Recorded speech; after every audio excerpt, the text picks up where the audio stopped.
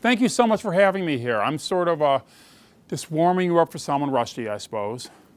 I'm less significant in every possible way, but we have a nice intimate little space to talk. I'm a graphic designer. That's my name, my Twitter thing. That's me on Easter Sunday, 1969, in suburban Cleveland, Ohio, which is where I grew up. That's my mom and dad, obviously, and those are my younger brothers who are fraternal twins. Their names are Ronald and Donald. They have rhyming names, okay? That explains everything you need to know about what it was like to grow up in suburban Cleveland in the 60s. My mom doesn't understand why that's funny to give kids. What was it? They're twins. Supposed to give them completely unrelated names? It's a naming problem. At a very early age, I realized I wanted to be a graphic designer. I was good at art, but art always seemed kind of hermetic to me. Artists went off to, as I imagined, they went like to garrets or studios or closed rooms, and just would do paintings and things, and then sometimes would die, then their paintings would be discovered, sometimes the paintings would be sold in their lifetime, but it just seemed like coming up with ideas for paintings just seemed really hard. When I realized there was this other thing called graphic design that in effect was being creative as a means to another end, I thought it was really exciting. And I can still remember the first time I saw a piece of graphic design that really excited me. I was probably maybe 8 or 9 years old. I was being driven by my dad to get a haircut. We were stopped at a traffic light, and my dad looked over to the passenger side of the car where I was sitting and looked out the window and saw a piece of industrial equipment called a forklift truck. Do they have those here? You know what they do, right? They do that, right? And he said, oh, look, that's really clever. And I looked at the truck. And I said, what? He said, the way they wrote the name of the truck. And on the side of the truck it said Clark.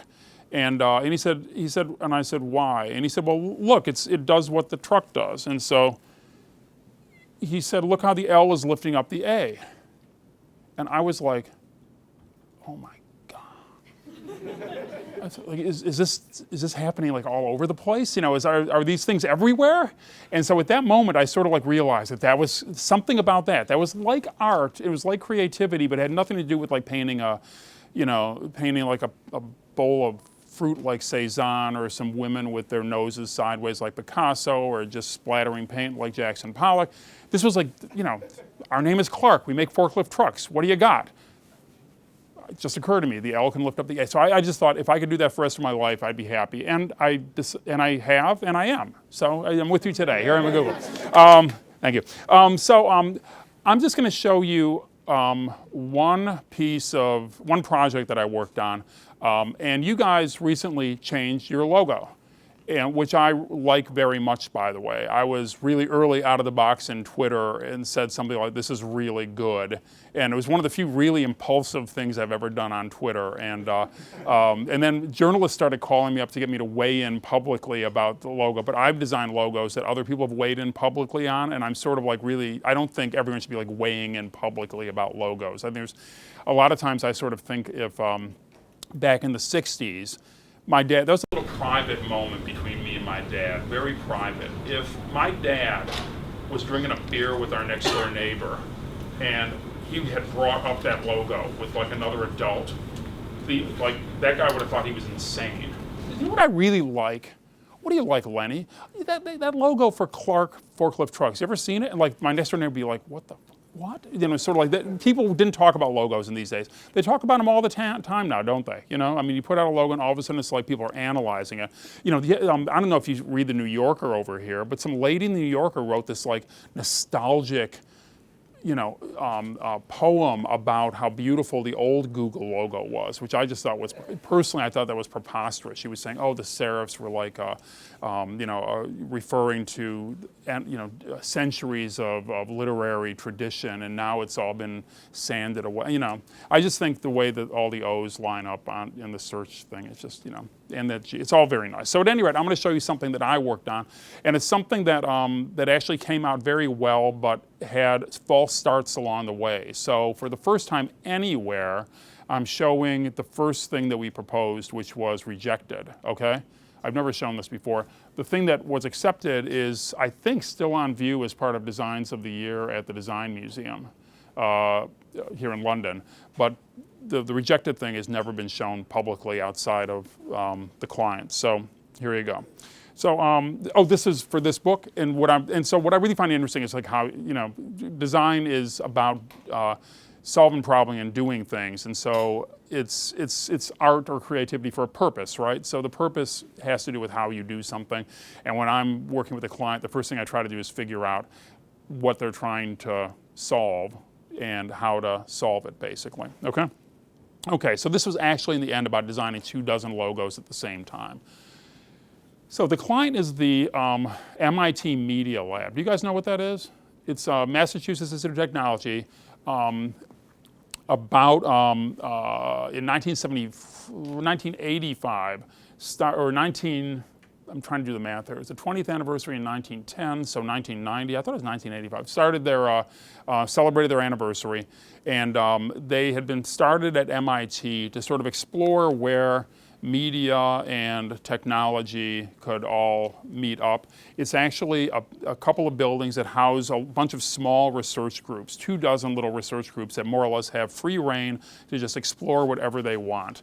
On the occasion of the anniversary, this wonderful new identity system was created by a guy who was then at the Media Lab named Richard Tay. I think then he came to Google. I think he might still be at Google in California. He's a great, great, great designer. And if you don't know what that looked like, this is what it was. And the trick with this was that thing you see there was just one permutation of the logo. He had written an algorithm or something, or someone wrote some algorithm. You guys all know what algorithms are. I use that word a lot. I really don't know what it means. The reason I went to art school, so I didn't have to take anything beyond Algebra 2 in high school. I apologize. You can kick me out now if you want.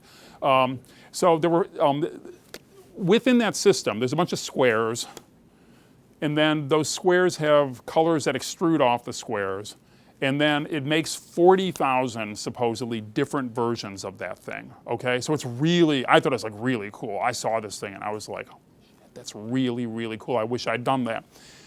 To my surprise, the founder of the lab, Nicholas Negroponte, called me up and said, hey, could you design a logo for the Media Lab? And I said, but you have a logo. We said, what do you mean? I said, that thing that Richard Tay did with the 40,000 different versions. He said, oh, you know, that's not really like a logo. That was a thing for the anniversary. We want a logo. And like, I wasn't sure what he even meant by that. So I went up to Cambridge, Massachusetts, where MIT is, where the Media Lab is, and we sort of had a series of meetings, and I finally figured out what he was talking about. And I met some other people up there. And yet I sort of really, and I actually met with Richard and Rune, another designer. The two of them had actually done that system. And I said, look, they've asked me to mess with this thing and I don't want to mess with it. So give me some advice. So I met with them to understand what they were doing, to see what the whole system was. So I'm just going to show you the presentation I did for that the first time we did it. This is the thing I've never shown anyone before, okay? Okay, so the Media Lab actually has a history based on the architecture of their original building, which was by I.M. Pei.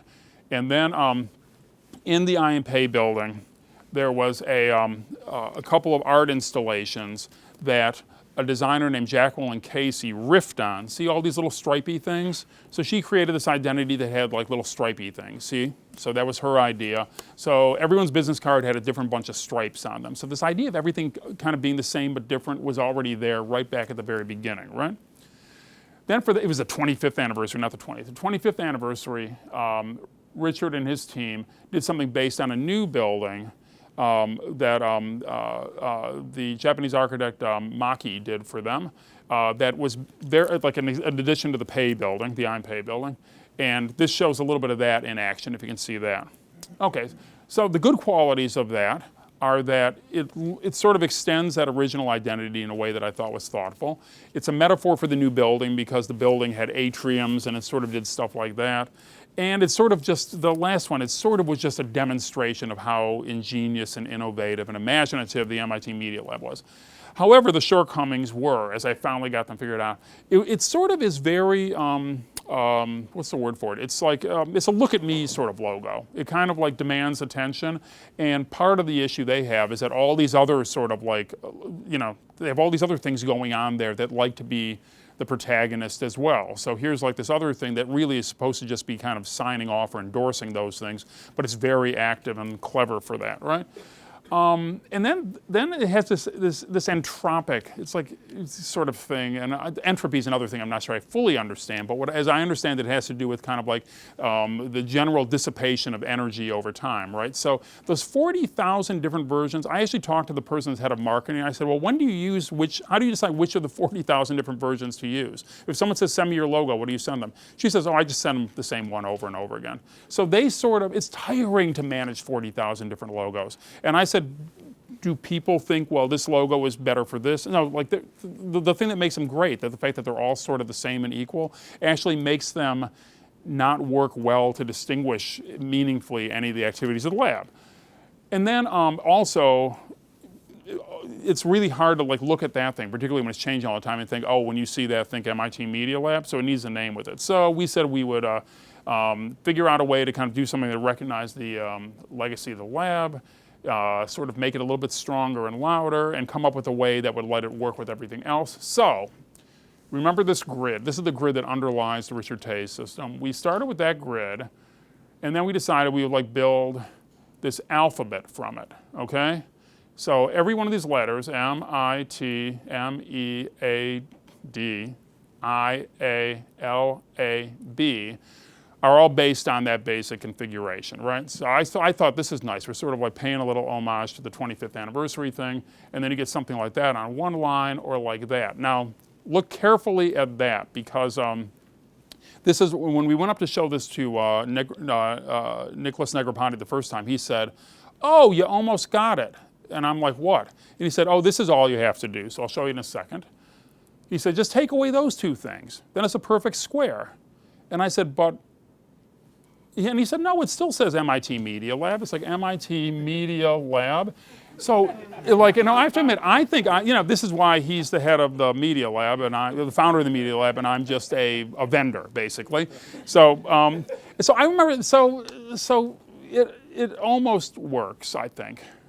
And you can sort of make it, but this is the thing I like the best. You kind of could take that thing and then superimpose the other thing on it, and it sort of seemed to kind of like have the same basic underlining DNA. I like that part of it.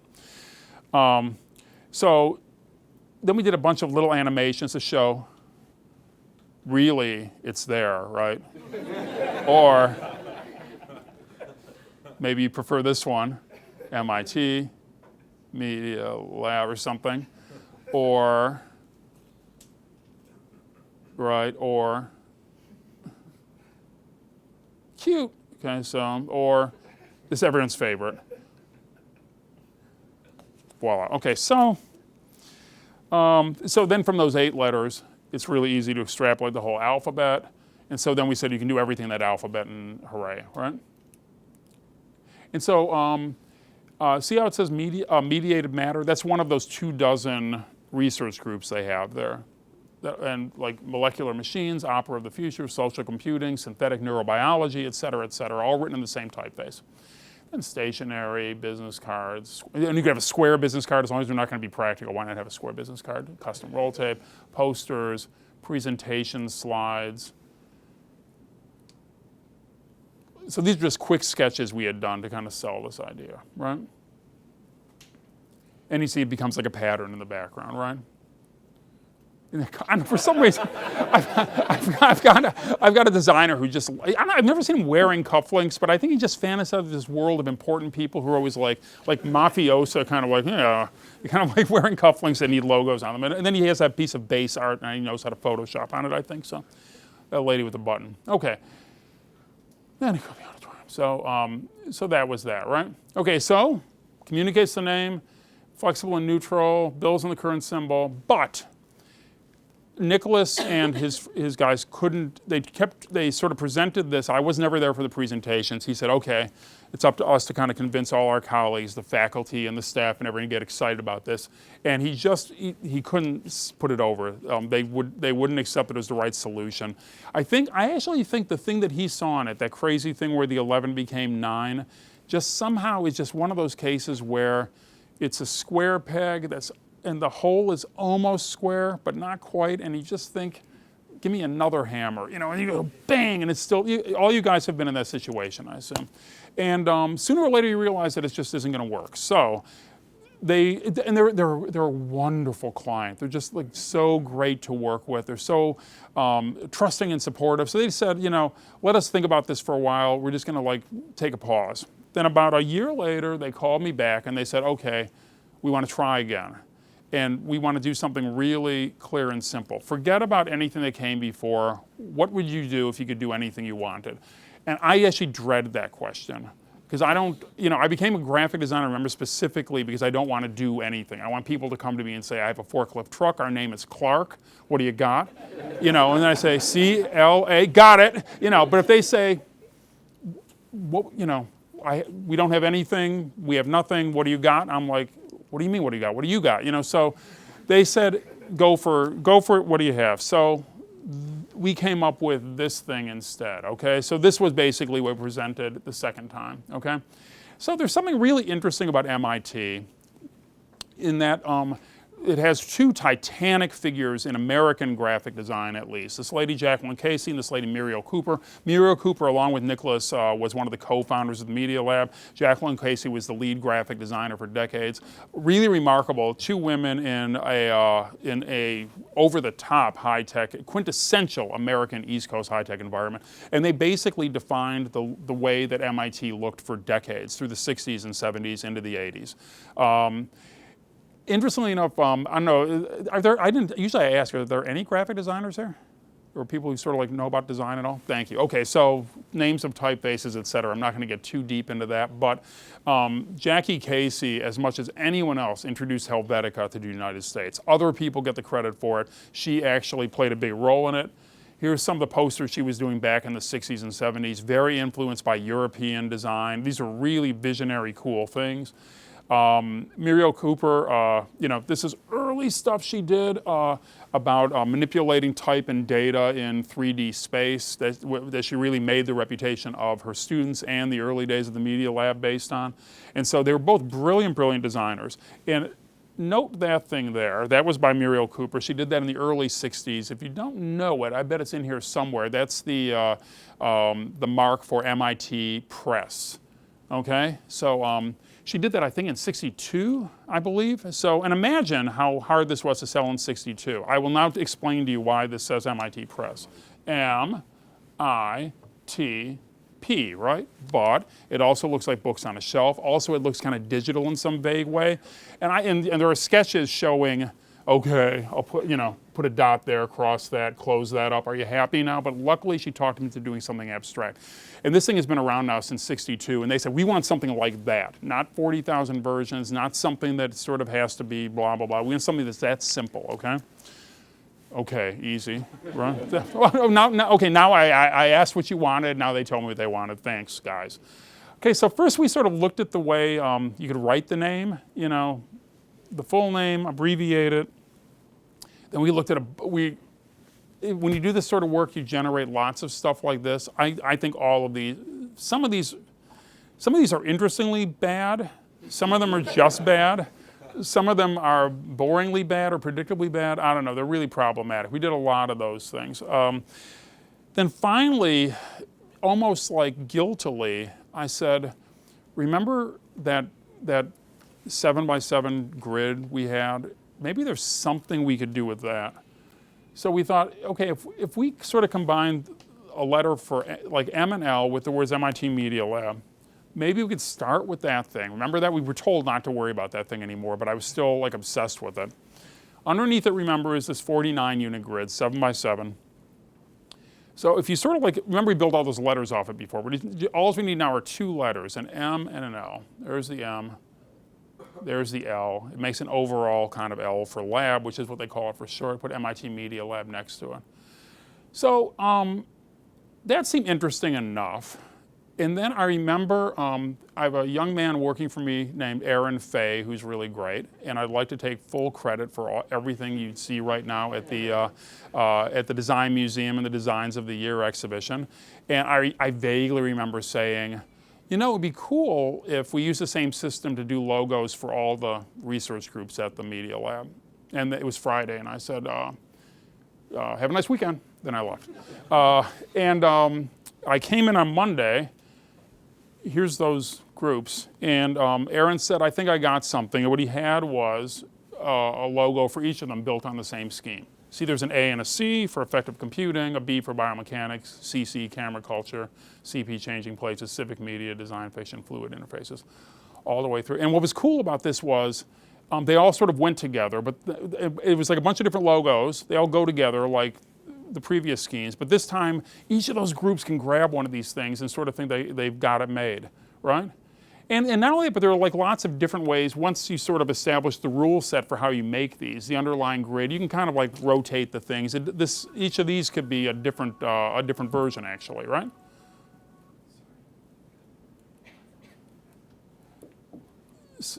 So then we did this little animation for it, okay?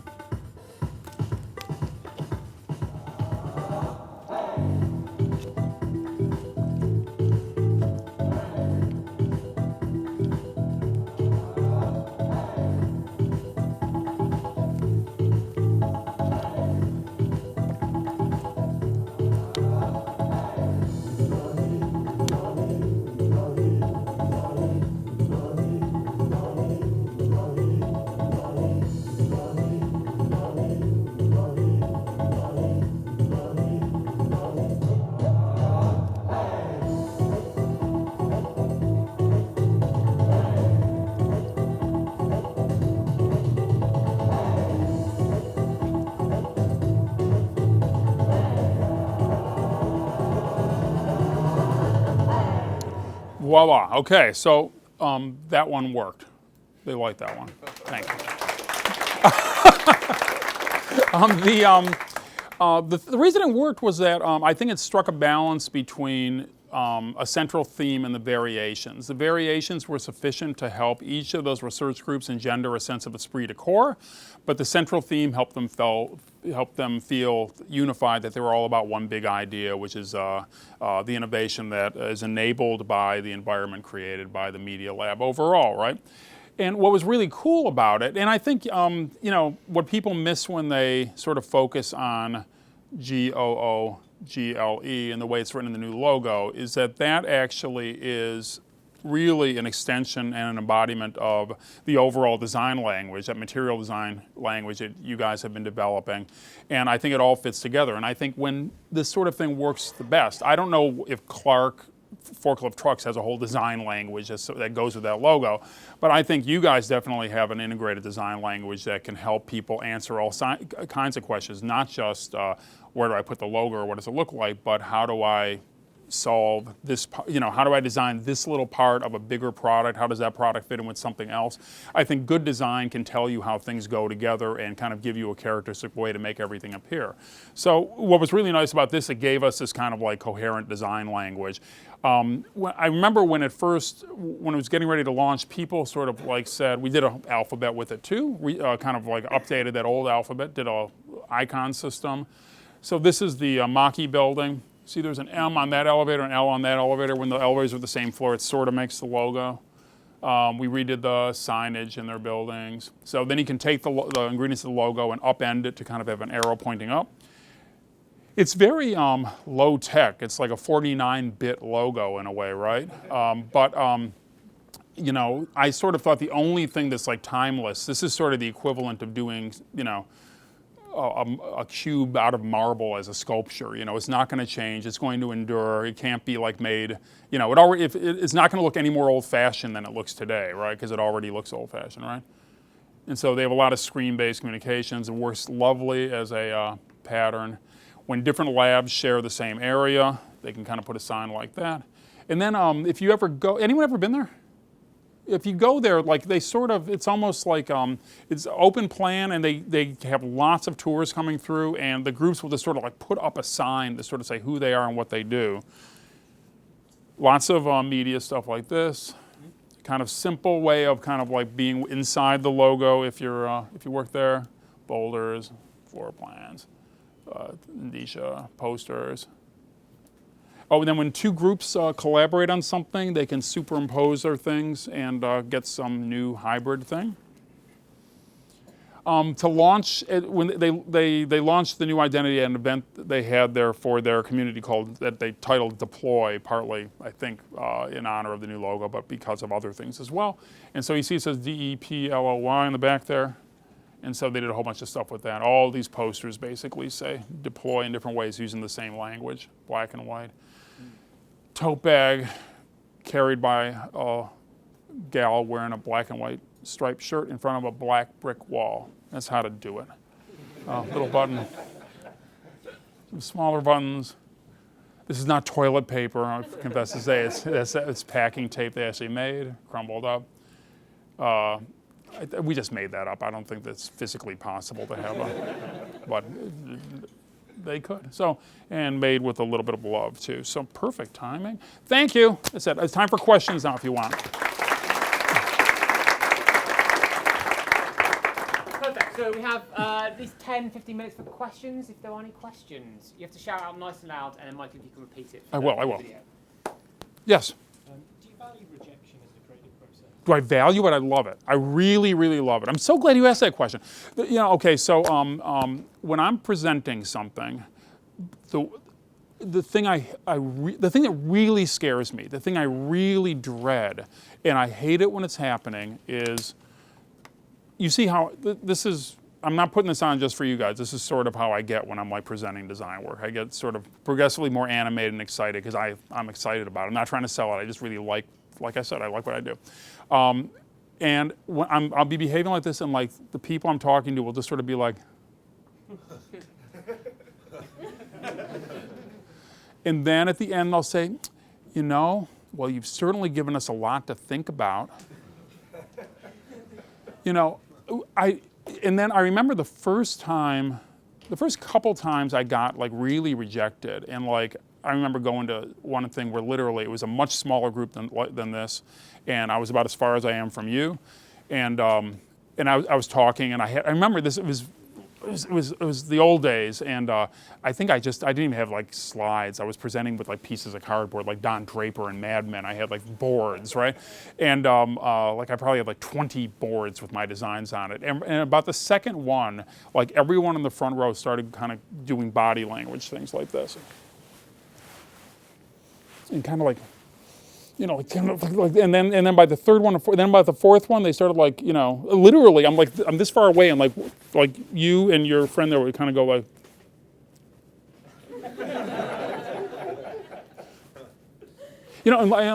and I had one of those kind of weird out of body experiences where like, I'm still talking, I'm saying, and then for the logo, we decide, and as I'm talking, I'm thinking, boy, I had this other dialogue. It's so odd the way I can hear my voice inside my head. How is that? Your brain is up here and your mouth is there and you hear yourself talking. And I was having this kind of like sense of detachment from reality. And I was like actually losing track. And then I started just getting really focused on how many boards were left. Because I just thought as long as, it was like Scheherazade actually, as long as I kind of keep presenting, everything will be fine. Then eventually I have to say, so what do you think? So predictably, these guys hated it. And I was young then and I didn't know what to do with it. Now when that happens, I stop on the third thing and I say, wait, you guys really don't like this, do you? Tell me why. And I have to admit, some of the best meetings I've ever had have proceeded from that question. And sometimes I'll be with like some of my younger designers on my team, and they will, someone will bring up some objection to what we're showing. And I think your natural impulse is to, rush to the defense of the thing you're showing, the poor thing you're showing, which needs to be defended at all costs. And I don't do that anymore. I just kind of like, give me more, sort of like, I mean, do you hate it because of the color? Do you hate it because of the typeface? Do you hate it because of the basic idea? Do you hate me? Yeah, I mean, like, and like, I mean, I really will sort of like, and if one of my designers like tries to defend the thing, I'll say, no, wait. So like, go on. And then I'll repeat it all back to him. I'll just make sure I got it all. And I'm not, and what's really interesting is that every once in a while you'll meet, I'll present to someone who just loves everything, and they really do love everything. But almost every time someone has some objection or some reservation or some criticism or something they just outright hate. And I just find those things really much, much more interesting than, oh, I love it, it's so great. Every once in a while someone says, I love it, it's so great. And that's interesting enough for me. I mean, I'll take it. But people kind of rejecting you is like so fascinating. And in a way, the luckiest thing we had with this was, that first idea was like not right. It really was not right, and it was correct that it was rejected. And in a way, if I have any regrets at all, it's that I just sort of like played the whole thing through, and had they accepted it, I would have said, congratulations, enjoy your new graphic identity, knowing that it wasn't quite right, actually. So confessing right before you all, if I had a shortcoming that I sort of would do over myself, I would have said, maybe, I'm not you're right, this isn't quite right, I'm not sure it's going to do it. So in a way, I don't reject myself enough, actually. I guess I'm just so hungry to have other people reject me. It's sort of, there's some kind of like psychological component to that I'm not eager to explore right in front of you. However, that couch awaits me, and maybe I'll just lay down and free associate later. Yeah. Right there. How do you separate objections that are based on personal bias versus what's for a brand or a company that you're talking about? So the question is, how do you separate objections based on personal bias from ones that are based on rationales? Well, sometimes I think that all objections are based on personal bias, because particularly there's part of almost every kind of like design expression, every product you guys design, every decision that anyone making anything makes, some of those decisions are made because they are answering a functional requirement. And you can actually say yes or no, this is right, this is right, that's wrong. We'll do this just because this works better than that. But almost always there's still some things left over that someone has to decide, and there is no right or wrong. And people hate to call that taste. People hate to call that style. People hate, but I mean, it really is a dangerous thing, and it's like, it really is taste, right?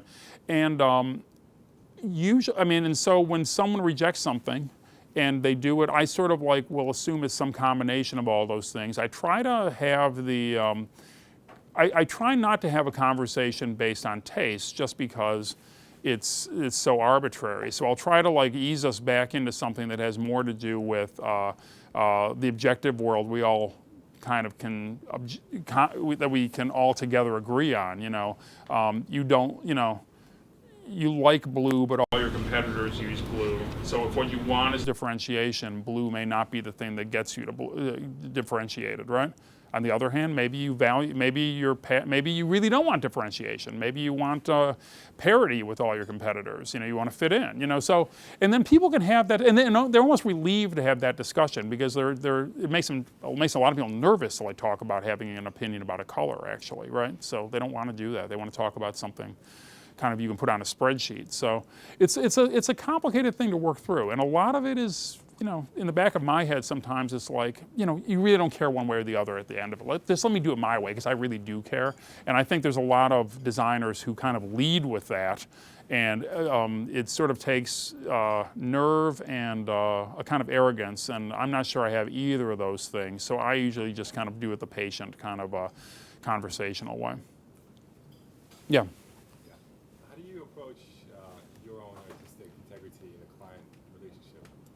Approach like your own artistic integrity, and sort of like, when you feel like you want to be going against your own judgment. Okay. So the How do you draw the line there? So the question is, how do you kind of maintain your artistic integrity when you're working with a client who might be challenging it?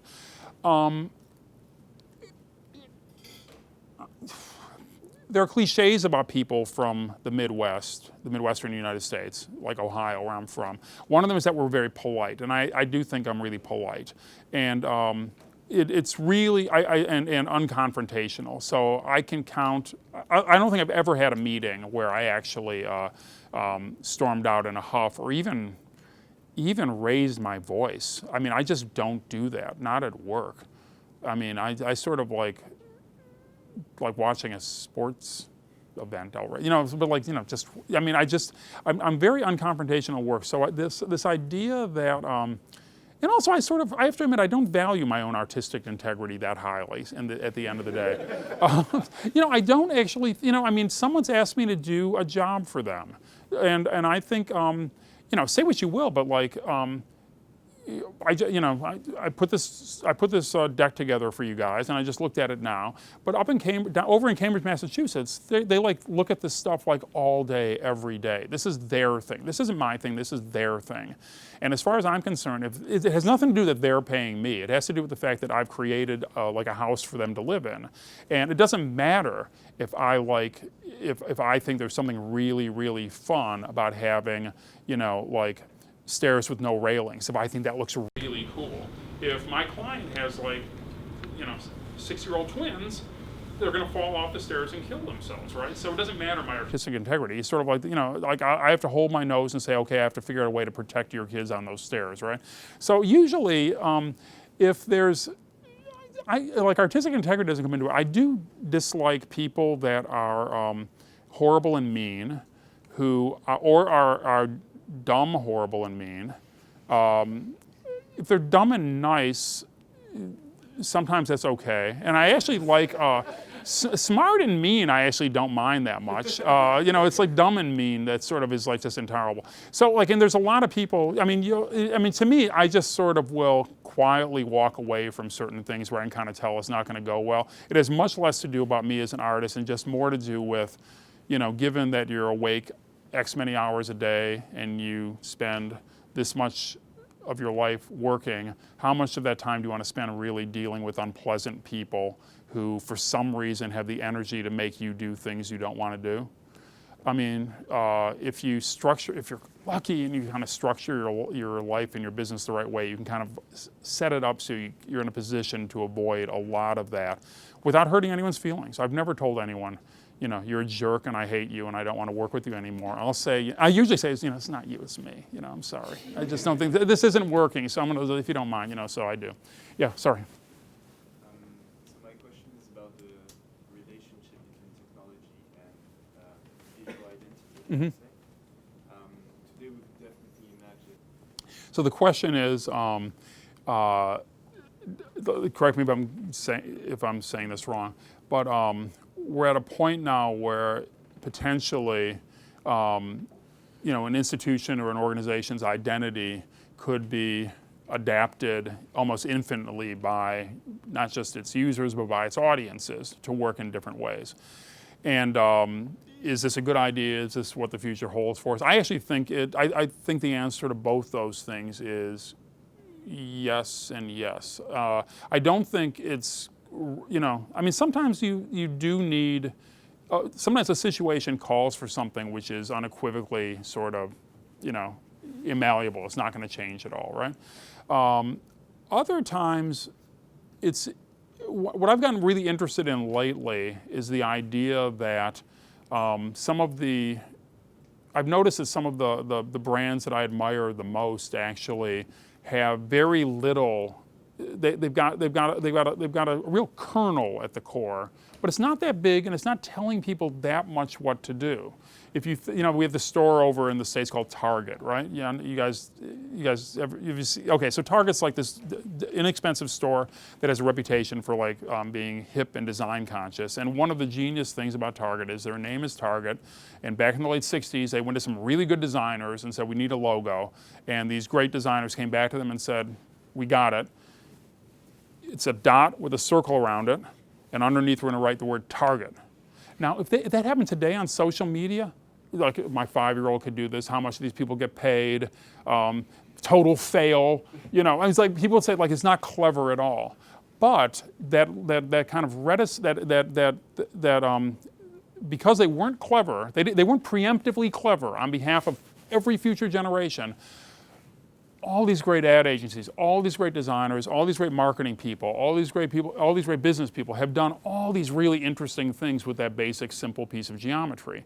And it was enabled not because, what made it possible was the simplicity of that original conception. And I would sort of almost say the humility of the designers who actually put that forward as the idea. Very recently I did a logo where I literally was thinking, I really think this is the right solution. The only thing wrong with it is that no one will think I'm clever. It's like, it just isn't clever. There's nothing clever about it. I'm not even sure this is that clever. It's sort of that the music video makes it look kind of ingenious and everything. But I don't think it's inherently, it's just this kind of workman-like sort of thing. What I like about it too is that I remember, there were like 24 groups, and if I recall, about half of them liked the logos we did for them. The other half didn't like their logos, and I was like, "This is simple. I mean, like, it's a 49 square grid, and once you sort of explain the rules of the geometry, just what's your idea?" And they would come back with things, and we'd say, "That'll work if you do this." And then eventually we kind of, through a fairly quick series of kind of fun negotiations, co-designed every one of the remaining logos with the users, right?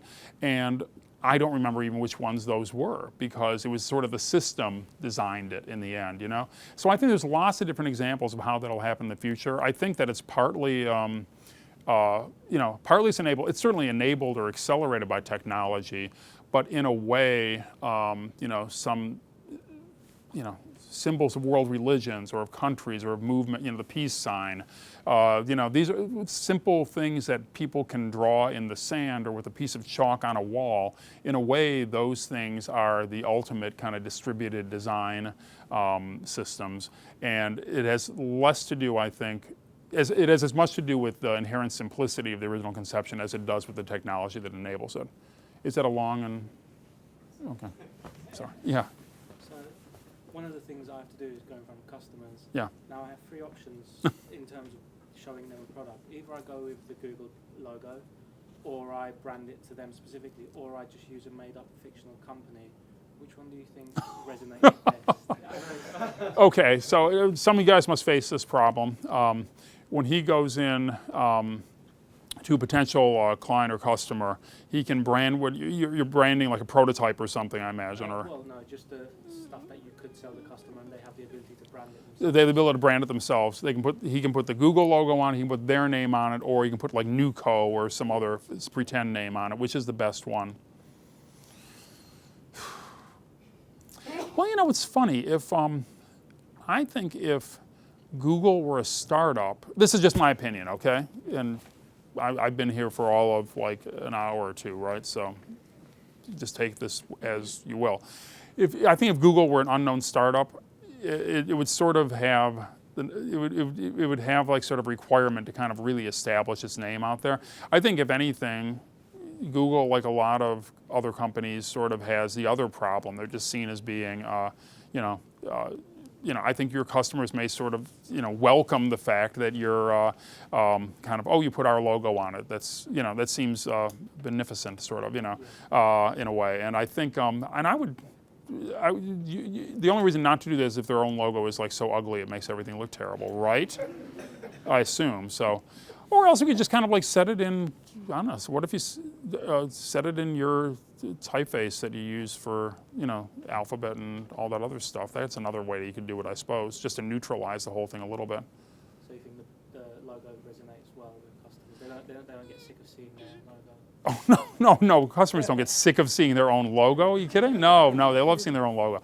Particularly if they're going in with the fear of thinking that they're giving something up going into a situation. To sort of see themselves acknowledged in that way, I think is probably reassuring, people don't, I've done lots, in that book you'll find some examples. There's some work we did for Saks Fifth Avenue where basically we were asked to do a brand new logo for them. We couldn't come up with one. Instead we found a logo that they had from the early 70s and did this sort of remix of it. I remember going to that presentation so happy thinking, they can't hate this because it's already their logo. They can't say we don't want that. You can't say that, you already have it. Ha ha! So I think that people just really, I mean, the logos are weird because like it's on one level they're this weird piece of commercial marketing. They're a commercial marketing tool. On the other hand, people do take them personally. It's someone's signature. It's the flag that they fight under. It's the sign over the door they go to 5 days a week or more. So it does mean a little bit more to them than just colors and shapes, I find. One more. If you were a client, how would you choose a graphic designer or an agency to work with? The question is, if you were a client, if I was a client, how would I choose a graphic designer or agency to work with? That's a really good question, because I actually think that's when people are trying to get good design out of a process. I've read there's some people in the movie business who sort of say the same thing. Is once you have the script, the director, and the cast, and maybe the director of photography, the movie is 95% done before anything starts filming. It can only get 5% better or worse, because those ingredients are sort of like setting the tone, right? And I think the same is true when you hire a designer. I think you're making the primary decision about what the outcome is going to be just through that. Because once you sort of do that, you're already kind of putting yourself in a certain, on a certain track, whether you do it knowingly or not. Just like a lot of decisions one makes in life, Why did you go to that college? What would have happened if you wouldn't have sat down, at that particular seat at the cafe next to that guy, and then all of a sudden your life has changed, right? Thus it also is with choosing a designer, I suppose. I think, I would love to hire designers all day long. I think there's so much good work out there now. It's all so visible. I just would see things that you admired, and then find out who's doing them, and then meet those people and see whether you like those people. Then if you find someone you like who does work you admire, and you're someone they like and you do work they admire, that's true love, isn't it? So I've been married for going on 40 years now, so or 35 years actually. So I've been dating the same girl for 40 years, so I know all about true love. Ask me about that sometime. You had your hand up before. I just want to have one more question. Yeah. Okay, Rob? Yeah. So my question was, how much time needs to be spent sort of researching the client, understanding their culture, their DNA, etc.? I actually think that's really a critical thing, and I think that's something that I imagine is it's tough no matter what the situation is, and people usually assume that researching a client and understanding what the situation is really necessary when that situation is kind of complicated or exotic or no one understands it. I've actually found that it's much worse the more dangerous thing is when everyone thinks they understand it already. It sort of is. If you're, the one thing that's nice about design for the Media Lab, this where he just showed you, is that what they do seems complicated and mysterious, and so people, but everyone. Like for instance, I think a lot of the reaction that came out about the Google logo had to do with everyone thinks they know everything there is to know about Google, because they're on your site all day, every day, and what else is there to know? They think they know you, right? They wouldn't presume to know that much about a lot of other entities in the world, but they think they know you already. And I think that that's actually, from a designer's point of view, much more dangerous. I think it's because you assume you know it all already, and the questions always are, what don't we know? What do we know today that isn't going to be true tomorrow? What are we anticipating is going to happen tomorrow? What do we have to put in place for the thing that's going to happen 5 years from now? So I think understanding those sort of factors, and I think just as importantly, just sort of getting a sense overall of what the culture is like and what the spirit of the place is like, those are really fundamental to kind of both establishing the kind of rapport that makes for a fun design process and for ultimately coming out with a good solution. And it's true for a really big organization, it's true for a really small one. Good. Well, thank you so much.